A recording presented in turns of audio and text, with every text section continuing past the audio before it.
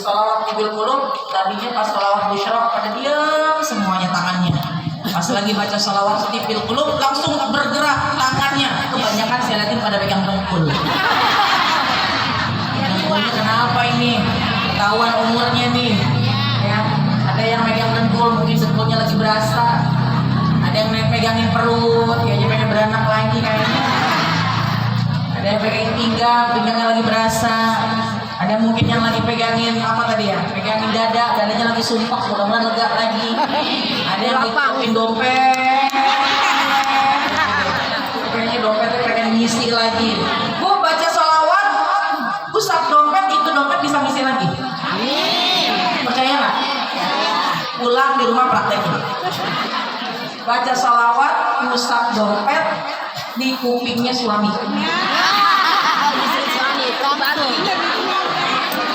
Biar suami saja. Kata suami, itu kenapa dompet diusap-usap sambil baca sholawat? Kita bilang, bang, kata Ustaz Sanada, kata Nabi itu kalau kita baca sholawat perbanyak, jadi baca sholawat jadi berkah. Saya dengar tadi Ustaz Sanada bilang kalau kita baca sholawat sambil usap-usap dompet, insya Allah dompetnya ngisi lagi. Masa? Kata suami. Iya bang, kan malum bang, 2 bulan dompet saya kok kosong banget, kan kering. Suami langsung menes hatinya tuh. Ya udah dah, kasihan banget bini saya. Ambil deh duit abang itu di kamar, ambil dompet abang di kamar. Diambil pun dompet suami. Alhamdulillah suami ada pikirannya juga. Kita berangkat ke kamar, ambil dompet suami. Kita udah mikir mau ngambil berapa lembar ya entar ya, mau dikasih berapa lembar sama suaminya. Kasih deh ke suami. Itu udah GR aja mau dikasih. Kata suami, tolong usap-usap dompet saya juga, dompet saya udah kosong. Kirain mau dikasih, kosong juga dompetnya. Tapi subhanallah, yang namanya sholawat ini subhanallah banyak banget rahasianya. Kata Nabi, akhiru minas sholati alayya, banyakin sholawat kepada kalian. Kenapa? Karena inna sholatakum alayya nurul lakum yaumal qiyamah. Karena sholawat yang kalian baca, sholawat yang kalian baca akan jadi cahaya dalam hati, akan jadi penenang dalam hati. Ternyata kalau kita sudah mencari obat supaya hidup kita bahagia, hilang gelisah, tenang hati, ternyata diantaranya adalah dengan baca terus sholawat tibil qulub kita pegang, kita baca. Sholawat tibil qulub kita amalkan. Insya Allah ulama menganjurkan kalau lagi sakit pegang tangan kanan, bacain sholawat tibil qulub. Insya Allah yang sakit segera dihilangkan oleh Allah Subhanahu wa Ta'ala. Baca sholawat tibil qulub. Tadi aja ibu tuh yang lagi pada merem pas baca sholawat langsung pada melek semua matanya.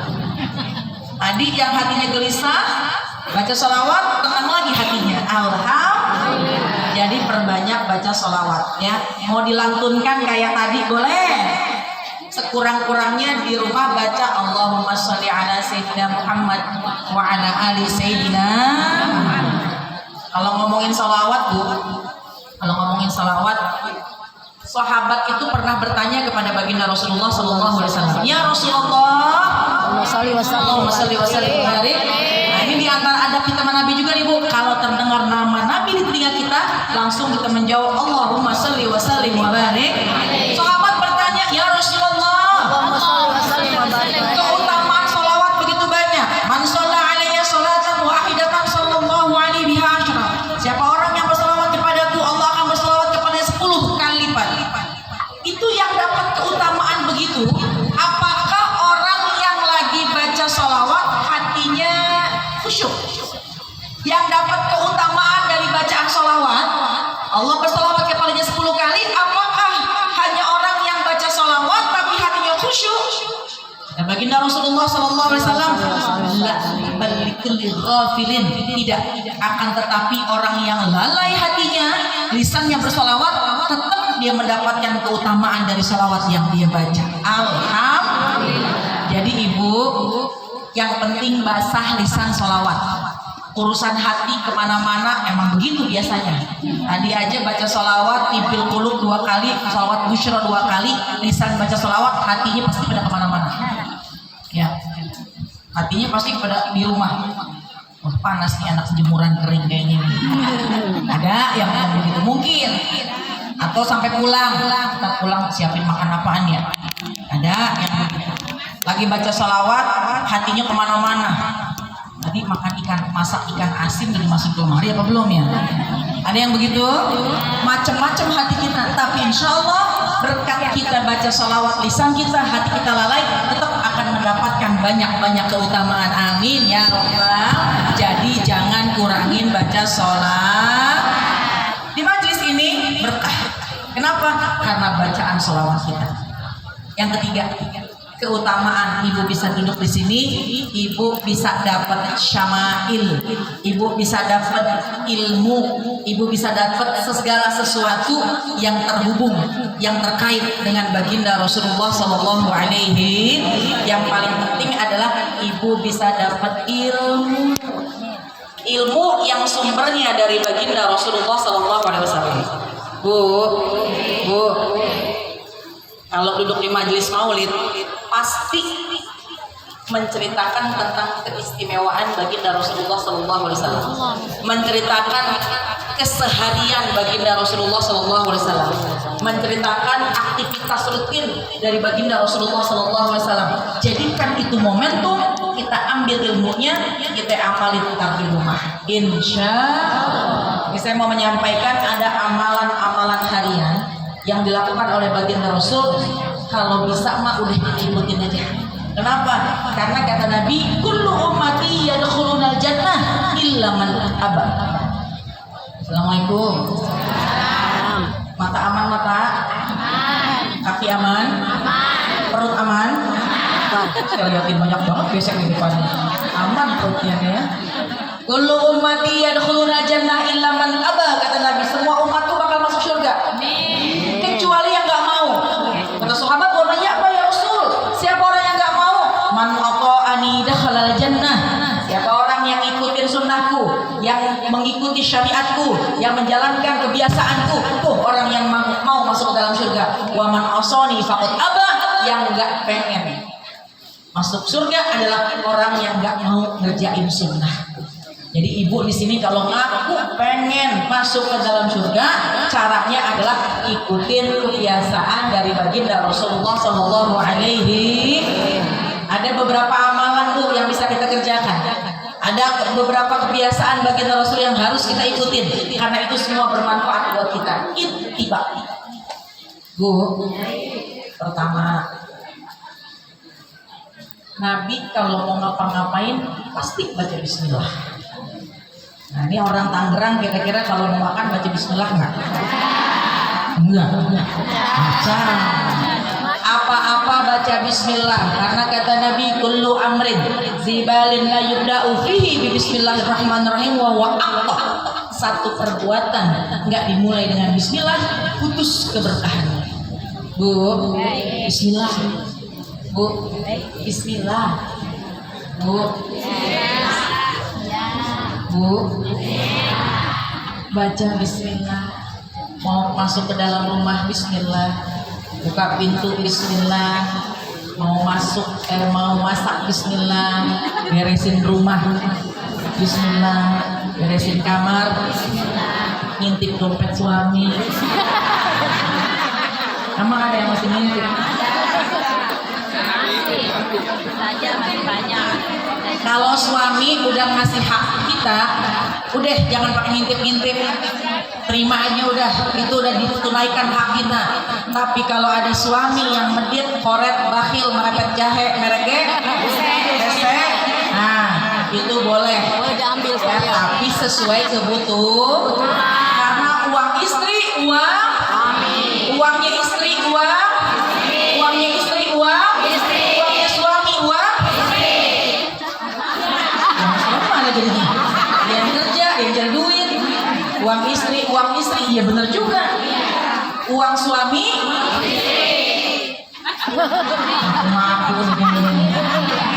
yang benar di dalam uangnya suami ada haknya jadi di dalam haknya, di dalam uangnya suami ada hak istri. Kalau hak udah dikasih, udah beres, udah jangan pakai nyari-nyari. Kalau udah ditunaikan, dikeluarkan, udah jangan pakai minta-minta, jangan pakai nyuri. Tapi kalau memang belum dikeluarin, belum dikasih, baru boleh kita melakukan sesuatu, ngambil tanpa izin, tapi sesuai dengan kebutuhan doang. Sesuai kemampuan suami, jangan berlebih. Tar jadi zolim. Ini syarat, ini hanya bagi orang yang belum dikasih hak sama suami. Tapi saya yakin yang hadir di sini punya suami soleh semua. Amin. Yang pulang transfer 15 juta semua. Amin. Aminnya sambil nangis kayaknya nih.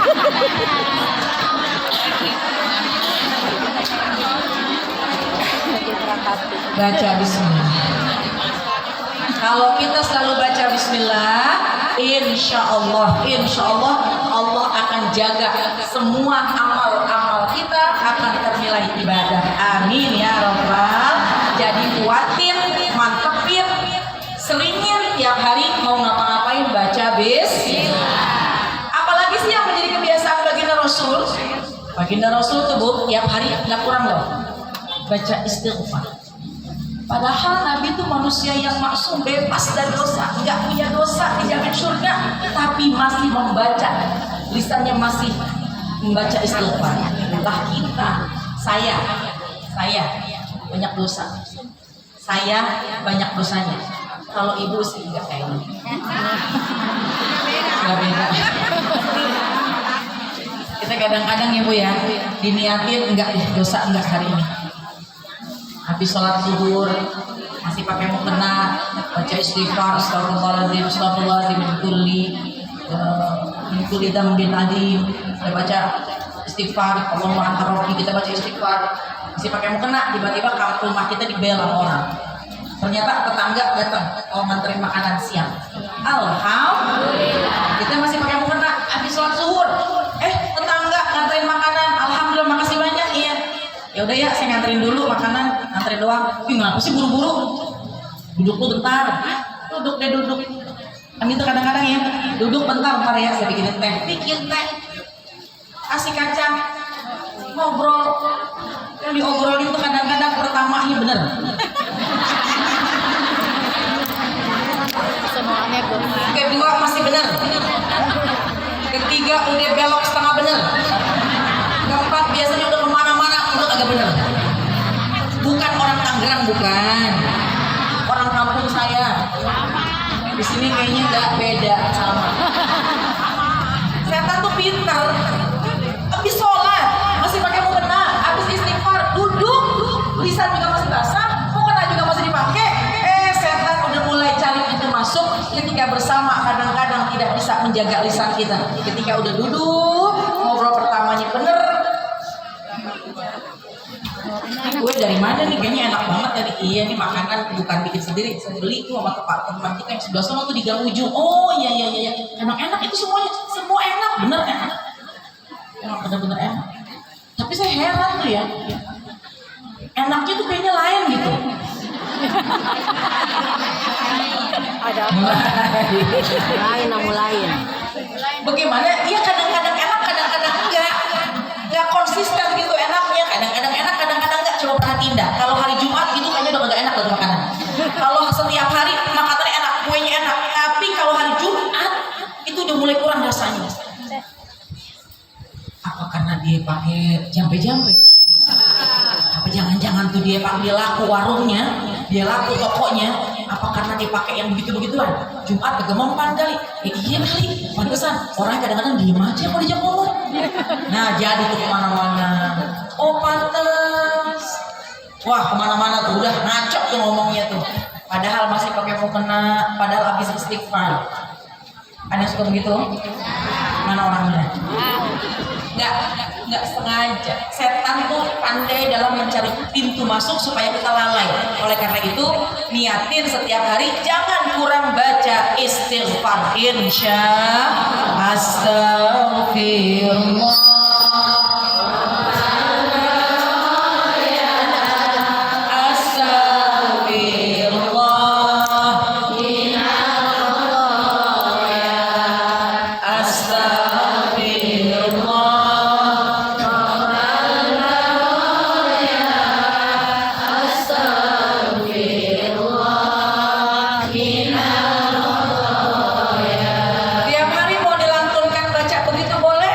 Apalagi Sambil tidurin cucu boleh, sambil pok-pok suami boleh. Apa? Baca istighfar mau dilantunkan boleh, tapi minimal astagfirullahaladzim. Astagfirullahaladzim. Bu, ternyata kalau kita baca istighfar, kata Nabi, man lazimal istighfar, siapa orang yang baca istighfar, ja'alallahu lahu min kulli dhiqin makhraja wa min kulli hammin faraja wa razaqahu min haitsu la yahtasib. Orang yang baca istighfar, yang sempit jadi terasa luas, rumah yang sempit terasa luas, hati yang sempit terasa luas, badan yang sempit jadi luas, jadi lebar. Wa min kulli hammin faraja. Masalah akan ada jalan keluarnya. Masalah akan ada jalan keluarnya dengan istighfar yang kita baca. Wa razaqahu min haitsu la yahtasib. Allah akan kasih rezeki dari yang tidak disangka-sangka dengan bacaan istighfar. Mudah-mudahan bisa kita dawamkan, bisa kita rutinkan dengan tiap hari baca istighfar, insya Allah. Kalau istighfar biasa itu mah orang udah biasa baca astagfirullahaladzim, astagfirullahaladzim, kita baca juga. Tapi orang majlis ini pulang dari majlis maulid niatin habis sholat fardu baca sayyidul istighfar. Allahumma anta rabbi la ilaha illa anta khalaqtani wa ana abduka wa ana ala wa wa'dika mastata'tu a'udzubika min syarri abu'u laka bi ni'matika alayya wa abu'u bi dzambi faghfirli fa innahu la yaghfiru dzunuba. Itu istighfar bukan saja minta penghapusan dosa, tapi kita minta sama Allah, berjanji semaksimal mungkin kita bisa menjadi hamba Allah yang bertakwa. Jadi mudah-mudahan itu juga bacaan doa supaya Allah jaga iman Islam kita, beres semua masalah-masalah kita. Amin ya rabbal. Kata Nabi, wallahi inni la astaghfirullah wa atubu ilaihi akthar min 70 marrat. Demi Allah, setiap hari saya nggak kurang baca istighfar dari 70 kali. Nabi aja 70 kali yang nggak punya dosa. Kita harus lebih banyak daripada itu karena kita banyak dosa. Minimal sehari baca 100 kali insya Allah. Istighfar. Yang terakhir yang tiga aja berarti ya, ini karena waktu. Saya liatin jam 11 kurang. Ibu dari jam berapa tadi? Jam 8? Pantas. Posisi duduk sudah mulai banyak berubah. Goyang sana, goyang sini. Ya. Mata saya liatin merem-melek, berat banget memeleknya. Yang terakhir yang ketiga. Mudah-mudahan ketiga ini bisa dibawa pulang. Yang ketiga, Bu, Nabi tiap malam nggak kurang, tidak pernah berhenti, tidak pernah libur, tidak pernah stop sholat malam.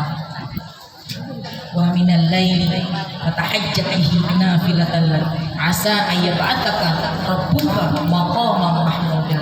Di tengah malam ayo bangun sholat, kata Allah dalam Al-Quran. Jadi ibadah tambahanmu. Siapa yang istiqomah, Allah akan angkat derajat dengan derajat yang tinggi. Bukan janji siapa-siapa, tapi langsung janjinya Allah Subhanahu. Pengen derajat tinggi, ayo tahajud. Pengen hidup bahagia, ayo tahajud. Pengen kita dagangnya laris, ayo tahajud. Pengen iman Islam istiqomah, ayo tahajud. Pengen dapat bahagia dunia akhirat, tahajud. Shollu bil laili walau raka'ataini, salat malam meskipun cuma 2 rakaat. Bu, subuh di Jakarta 4.20. Di sini jam berapa? Sama 4.20. Ibu bangun jam 4 masih bisa dapat 2 rakaat. Bangun jam setengah 4 cakep bisa dapat 4 rakaat sambil berzikir dan berdoa, sambil baca Quran. Jadi ibu tinggal atur-atur, jangan tahajud di jam 1, sholat tahajud sampai jam 2 tidur subuhnya jam 7. Nah, itu salah. Mendingan kita awalkan bangunnya. Bangun dia pasang alarm jam setengah 4, bangun bersih-bersih, ambil air wudhu, sholat, masya Allah 4.15 sudah berada di atas posisi sajadah, sudah selesai doa, sudah selesai berzikir, sempat baca Quran, karena Allah turun di sepertiga malam terakhir ke langit dunia. Lihat, pengen melihat siapa hambanya yang sedang mohon ampun, pasti akan Allah ampuni. Siapa hambanya yang meminta, pasti akan Allah beri. kita kan butuh itu ya Bu ya. Banyak hajat, banyak kepengenan, banyak keinginan. Kapan waktu yang terbaik? Di sepertiga malam terakhir, insya Allah. Emang saya ngerti, saya paham. Bangunnya tuh susah. Kalau belum biasa, mata tuh kayak dikasih lem. Berat banget. Kenapa? Emang sengaja setan itu ngikat kita pada 3 tempat. Akan terlepas pada 3 keadaan. Makanya ketika kita bangun, niatin harus melepas di ikatan setan. Yang pertama, ketika kita bangun melek, langsung baca doa. Alhamdulillahilladzi ahyana ba'dama amatana wa ilaihi. Lepas ikatan yang pertama. Agak sedikit seger mata kita. Masih ngantuk, masih lemes. Paksain. Ambil air wudhu. Ketika membasuh wajah, lagi berwudu, nawaitul wudu'a li raf'il hadasil asghar lillahi ta'ala, lepas ikatan yang kedua. Masih lemes karena masih ada satu ikatan lagi. Ketika di atas sajadah, pakai mukena Allahu Akbar, lepas 3-tiganya, langsung mata kita segar buat ibadah. Coba kalau udah di atas sajadah pakai mukena, udah langsung segar mata kita. Ibu ya, paling ujiannya pasti sujud terakhir pas lagi sholat. Ada seorang suami bangga dengan istrinya. Ya Allah, istri saya solehah. Di sujud terakhir lama banget.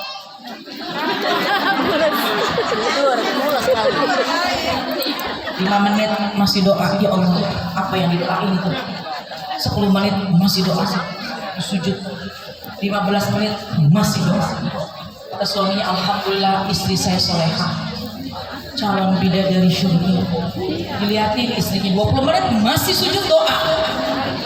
Cuma curiga ada suaminya nih. Kok ada bunyi apa gitu? Pasti deketin ternyata. Wiridnya kayaknya khusyuk banget gitu ya. Ya. Jadi artinya apa? Kita niatin mulai malam ini jangan pernah tinggalin sholat malam. Kalau orang pondok dulu itu jangan sampai tinggalin sholat tahajud supaya hafalannya cepat. Kalau lagi mondok pesantren itu biasanya jangan tinggalin sholat tahajud supaya ilmunya cepat nempel. Nah kita nih yang nempel ilmu kadang-kadang susah. Namanya udah umur, tapi minimal kita mendapatkan kemuliaan, kita mendapatkan derajat yang kita harap. Sholat tahajud adalah mengikuti kebiasaan dari baginda Rasulullah Sallallahu Alaihi.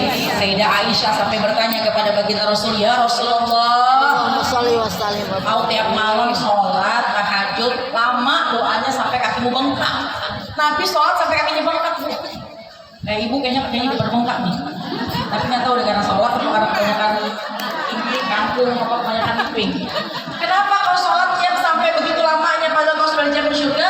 Kata baginda Rasul, ya Aisyah, apalah uhibbu an akuna abdan syakura. Emang nggak boleh kalau aku pengen jadi hamba Allah yang bersyukur. Bersyukur cara Nabi keren. Malam hidupkan dengan sholat malam tahajud minimal 2 rakaat. Insya Allah 3 ini jangan ditinggalin. Banyak kebiasaan Nabi yang bisa kita ikutin, cuma hal ini adalah kebiasaan-kebiasaan. Insya Allah kalau kita jalankan, kita amalkan, maka insya Allah hidup kita penuh dengan keberkahan dan kebaikan. Amin ya Rabbal. Mau apa-apa baca bismillah. Yang kedua istighfar. Yang ketiga tahajud. Udah nih 3 ini aja dijalanin. Bismillah, mau ngapa-ngapain? Istighfar setiap hari minimal 100 kali. Malam usahain bisa tahajud minimal 2 rakaat. Mudah-mudahan kita semua yang hadir di tempat ini istiqomahkan qiyamul lail, tahajud tiap malam 2 rakaat. Mudah-mudahan nanti kita bisa berkumpul dengan baginda Rasulullah Sallallahu Alaihi Wasallam. Amin ya Rabbal. Berkah hidup di majlis maulid. Insya Allah orang yang pulang dari majlis maulid insya Allah dapat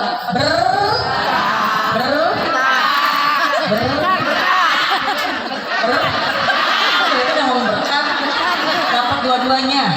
Berkatnya dapat, berkah juga dapat. Insya Allah hidup kita penuh dengan kebaikan, istiqomah kapanpun Allah jemput kita, husnul khatimah. Al-Fatihah. A'udzubillahi minasyaitonir rajim. Bismillahirrahmanirrahim. Alhamdulillahirabbil alamin. Arrahmanirrahim. Maliki yaumiddin. Iyyaka na'budu wa iyyaka nasta'in. Ihdinas siratal mustaqim. Siratal ladzina an'amta 'alaihim ghairil maghdubi 'alaihim waladdallin. Amin. Rabbana ighfir lana wa li walidaina. Amin. Sekian dari saya, sedikit yang disampaikan, mudah-mudahan ada manfaatnya. ya. Ketemu lain kesempatan, insya Allah pulang akan lebih berkah, lebih bermanfaat kalau langsung kita amalkan. Insya Allah ketemu lagi dalam kesempatan dalam ridho Allah Subhanahu Wa Taala. Terima kasih, mohon maaf, mohon ridho. Wassalamualaikum warahmatullahi wabarakatuh. Waalaikumsalam warahmatullahi wabarakatuh. Demikianlah